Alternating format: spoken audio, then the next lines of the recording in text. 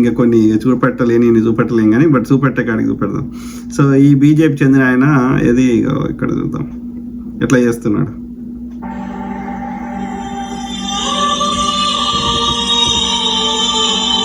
ఒక ఫామ్ హౌస్లో మహారాష్ట్రకు చెందిన ఆయన పెట్టిండ్రు అన్నట్టు, ఇది ఏమంటారు అలా కెమెరా పెట్టిండ్రు, సీక్రెట్ కెమెరా.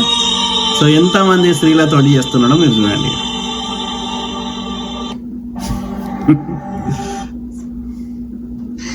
अशोक खैरात नासिक के आशिक पहले भारतीय नेवी में देश सेवा की, फिर यहाँ की महिलाओं की और नेताओं की सेवा करने लगे।